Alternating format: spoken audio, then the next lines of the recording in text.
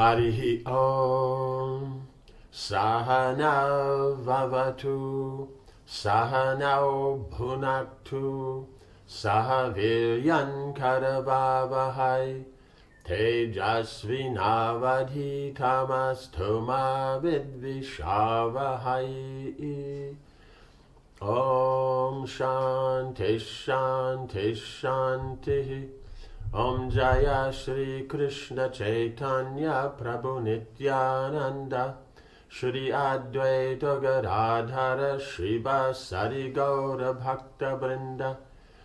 Hare Krishna Krishna Krishna Hare Hare Hare Rama Rama Rama Hare Hare. So now we've had Yudhishthir, Bhima, and Draupadi come in their disguises to the kingdom of Virat. So now, then, continuing, the day after Draupadi's entrance into Virat, Sahadev made his way into the city dressed as a cowherd. He arrived at the cow pasture in the region of Virat's palace. The king happened to be visiting his herd and was present when Sahadev arrived. Virat sent for him and asked who he was and why he had come to the city. Sahadev replied, I am a Vaishya named Tantripala. I used to work with cows belonging to the Pandavas.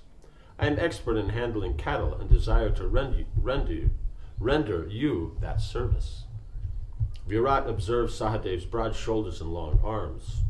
You must surely be a Brahmin or a powerful Kshatriya, he replied. The office of a ruler would better suit you than that of a cowherd.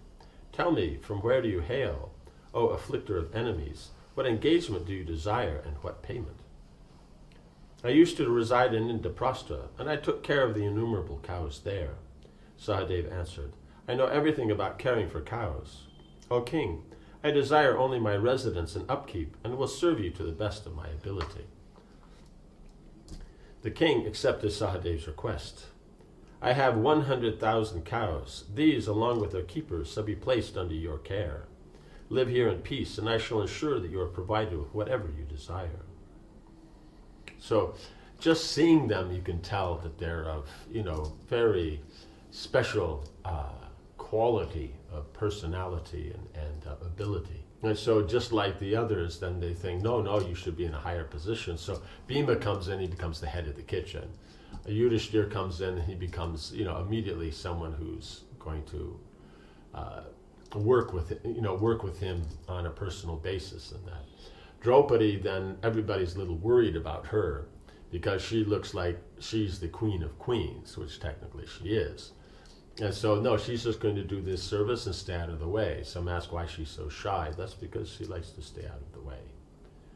And she says she's already married. She goes, what about, you're so attractive and all that. And says, no, I'm already married, and so therefore no one should bother me like that.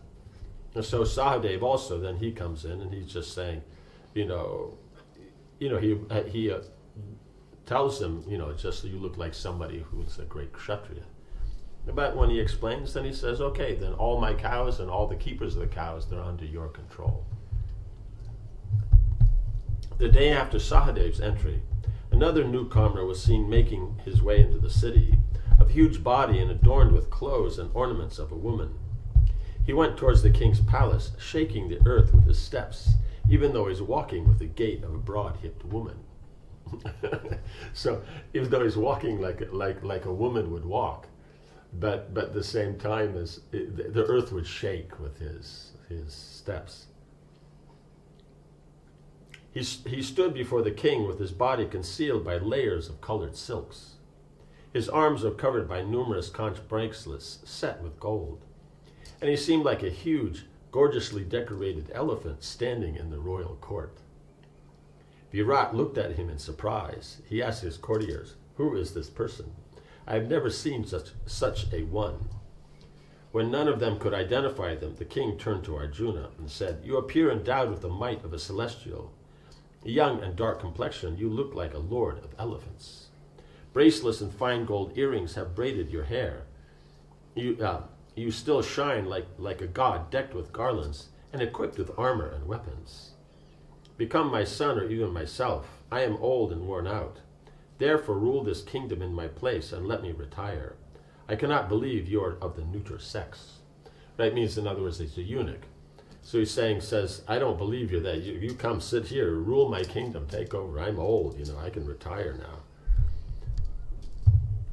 In a deep voice that echoed around the court, Arjuna replied, I sing, dance, and play musical instruments.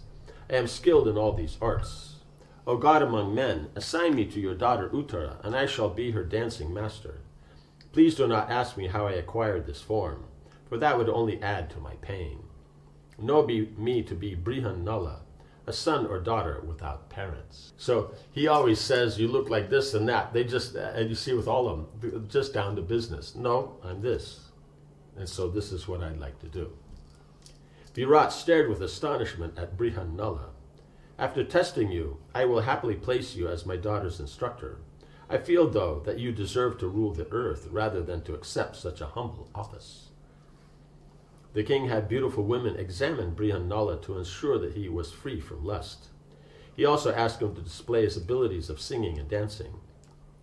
The women reported that there was no problem, and the king, after seeing his celestial skills, happily appointed Brihan-Nala as Princess Uttara's teacher. In the guise of a eunuch, because he knows when it says celestial skill, he does have celestial skills. One, he is of such a high caliber. And two, he learned from the Gandharva king himself, so it doesn't get any better than that. In the guise of a eunuch, Arjuna began living with the women in Virat's palace, instructing them in singing and playing musical instruments, as well as in the various modes of dancing he had learned from the Gandharvas. Due to Urvasi's curse, he felt no disturbance in the women's presence, and he soon became a great favorite in their chambers. No one suspected that he was in fact the world-renowned Pandava, right? So he's living with all the women, and here's Arjuna, who's the most attractive to the women of all the brothers, but he's living there and no one suspected because he doesn't give that mood, because by Urvasi's curse, he is a eunuch. It only remained for Nakula to enter Virat. Then, on the day after Arjuna entered, he appeared in the city. The people saw him walking through the streets like the sun appearing from behind the clouds. Going to the royal stables, he began to examine the horses. When the king saw him there, shining like a celestial, he had him summoned to the royal court. Nakula introduced himself. O king, all victory to you. I am the keeper of horses known as Drantika. I was formerly employed by Yudhishthira and am well versed in all the arts of horsemanship. I know the temper of horses and can break them completely. Under my care, hardly an animal falls ill, and not even the mares are found to be wicked. Employ me as horse keeper, O king, and I shall serve you well.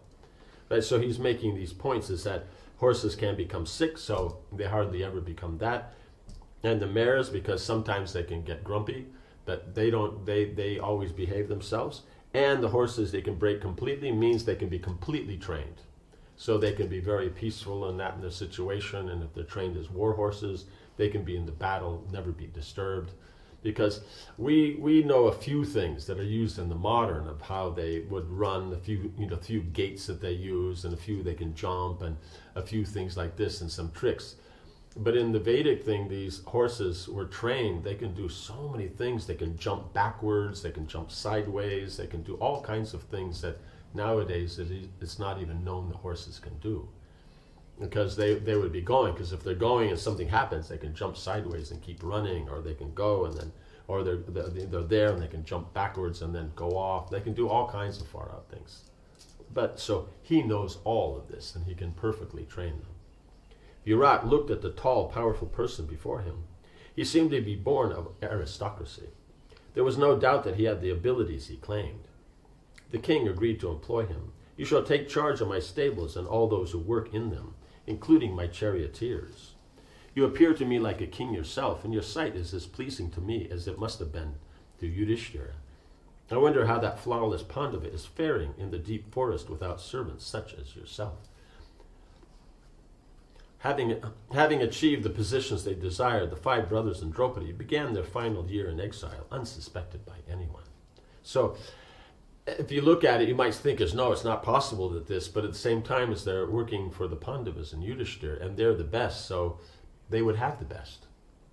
And so that they could have servants like this. You know, the servants themselves are capable of being kings, but they would rather serve Yudhishthir than do something else.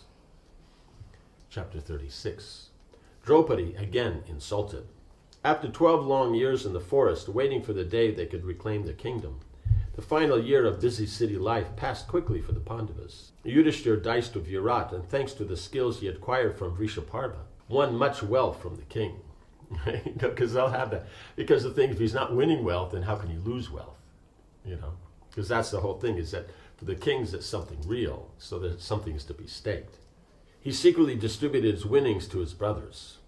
Bhima ensured that his brothers had the best food and drink, so he'd also arrange that they always got. But they do it in such a way that it wouldn't be connected, that they have a connection to each other. It's like he's the head of the stables, he's the head of the cows, and if he has one of the servants take to them, it won't be a problem.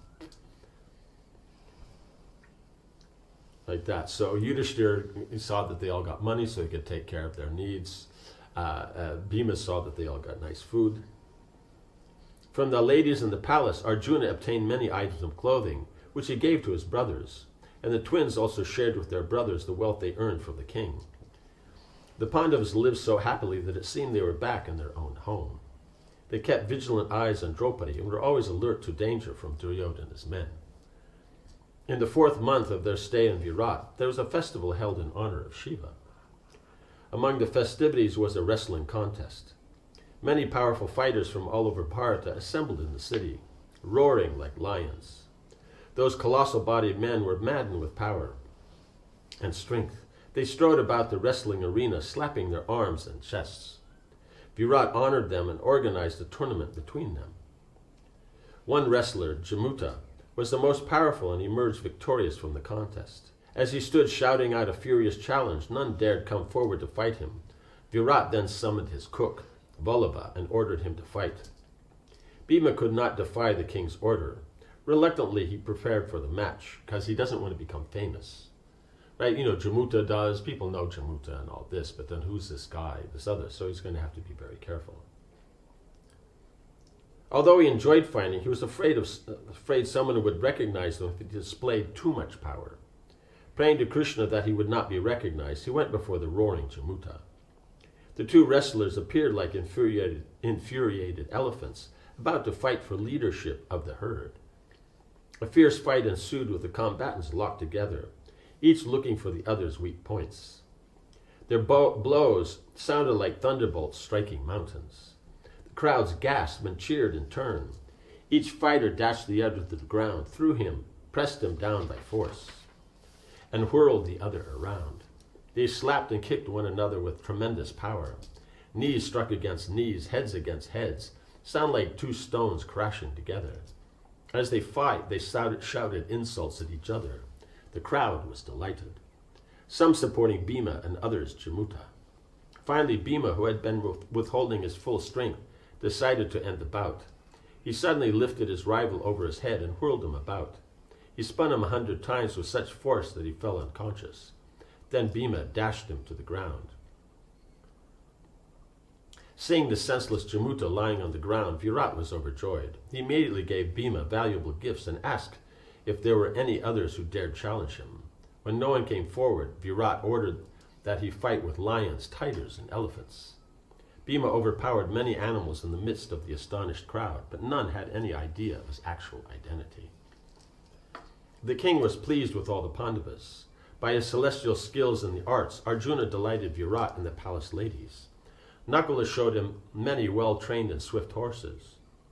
And the king was also pleased with Sahadev's handling of his cows and bulls. But Draupadi, seeing her husbands engaged in such menial service, felt pained at heart. The Panchala princess waited upon Sudeshna in misery, but she conducted herself in such a way that the queen was satisfied by her service and gave no thought as to who she actually might be. 11 months passed. Right, so that was after 4 months was this wrestling match. Now 11 months have passed. All right, so they only have 1 more month. One day as Draupadi was moving about the palace, the commander of Virat's army, Kichika, happened to see her. Cupid's arrows immediately struck the mighty Kichika when he saw Draupadi's enchanting beauty. She seemed like a goddess descended to earth. His heart was inflamed by desire. He went to his sister, Sudeshna, so that's the queen, and said, I have never seen this maidservant before. Who is she? Her beauty maddens me as wine does with its aroma. Indeed, this bewitching damsel has ground my heart and brought me under subjugation. I am almost feverish with desire, and only she has the cure. Tell me, sister, how she come to be your servant? It seems that she is too good for such a position. Let her grace my palace and enjoy every opulence with me. As he spoke, Draupadi entered the queen's chamber. Without waiting for Sudeshna's answer, Kichika turned to Draupadi and said, Who are you and to whom do you belong? O fair-faced maiden, simply by seeing you I have lost my mind. I have never seen such grace and beauty in a woman. You are goddess Lakshmi herself, or perhaps one of those other divine ladies, Shri, Hri, Kiriti, or Kanti. Because she's the Dana Lakshmi, or the wife of Indra. So she is Lakshmi. You must be celestial because you shine like the full moon. What man would not yield to Cupid's influence when he beheld your face shining with such heavenly beauty? Your well-shaped breasts resemble lotus buds, and your shapely form have afflicted me with the blazing fire of lust. O fair one, pray extinguish this fire with the rain cloud of union. Your maddening gestures and movements have pierced my heart. It behooves you to save me from my plight by surrendering yourself to me and allowing me to enjoy your company. You shall have whatever you desire, and your your time as a servant will end. Kichika spoke at length in his attempt to woo Draupadi, but she was only filled with horror. Lowering her face and covering her head, she replied, I am a Sairindri of low caste, holding the hateful position of dressing hair.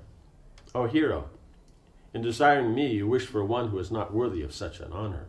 Furthermore, I am already the wife of others, and thus your conduct is unbecoming. One, she's saying, I'm not qualified because she's a lower position, and she's already married. Do not turn your mind to adultery, for it leads inevitably to disgrace and calamity.